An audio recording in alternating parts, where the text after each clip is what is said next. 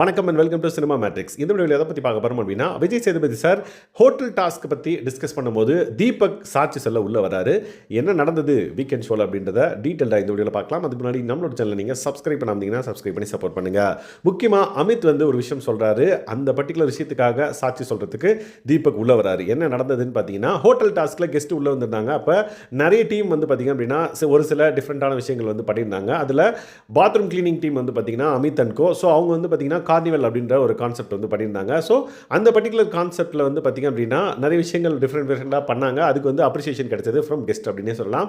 அதுக்கு அமித் பார்த்தீங்க அப்படின்னா தேங்க்யூ மட்டும் தான் சொல்லியிருப்பாரு. பட் வியானாலாம் பார்த்தீங்க அப்படின்னா ஏதாவது ஒரு டிஷ் நல்லா இருந்தது அப்படின்னா டீம் எல்லாம் சேர்ந்து செஞ்சோம் அப்படின்ற ஒரு விஷயத்தை ரிஜிஸ்டர் பண்ணிக்கிட்டே இருப்பாங்க. ஏன்னா அஸ் அ டீமாக அதை பண்ணுறாங்க அப்படின்றப்ப கிரெடிட் கோஸ் டு டீம் அப்படின்றது தான் உண்மை. பட் இங்கே ஆஸ் அ மேனேஜரான அமித் பார்த்தீங்கன்னா ஃபுல் கிரெடிட் அவருமே எடுத்துக்கிறாரு அப்படின்ற ஒரு கம்ப்ளைண்ட் வைக்கப்படுது.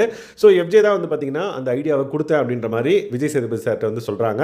அதுக்கப்புறம் பிரியங்கா எஃப்ஜேயோட டான்ஸ் நல்லா இருக்கு, பாட்டு நல்லா இருக்கு அப்படின்ற மாதிரி அவங்கள பாராட்டினாங்க அப்படின்றத சொல்கிறாங்க அரோரா. அதுக்கப்புறம் இப்போ அமித் என்ன சொல்கிறாருன்னு பார்த்தீங்க அப்படின்னா, தீபக் சார் தான் கொஞ்சம் கம்மி பண்ணி பர்ஃபார்ம் பண்ணுங்க அப்படின்ற மாதிரி சொன்னாங்க அப்படின்றத பதிவு பண்ணுறாரு. தீபக் வீட்டுக்குள்ளே இல்லை, கெஸ்ட்டாக வெளியே போயிட்டாரு. ஸோ நம்ம என்ன வேணாலும் சொல்லிக்கலாம் அப்படின்ற மாதிரி அமித் வாய விடுறாரு. உடனே விஜய் சேதுபதி சார் உண்மையாவா, அப்படியா, தீபக் அப்படி தான் சொன்னாரா அப்படின்ற மாதிரி கேட்குறாங்க. ஆமாம் அப்படி தான் சொன்னார் அப்படின்ற மாதிரி. ஸோ இதில் முரண்பாடு இருக்கவே விச் மீன்ஸ் உள்ளே இருக்கிற ஹவுஸ்மேட்ஸ்க்கும் சரி விஜய் சேதுபதி சாருக்கும் சரி ஒரு முரண்பாடு இருந்தனால செட்டில் தீபக் அங்கே இருந்திருக்காரு. சரி நம்ம தீபக் கிட்ட கேட்டலாமா அப்படின்ற மாதிரி தீபக் வராரு.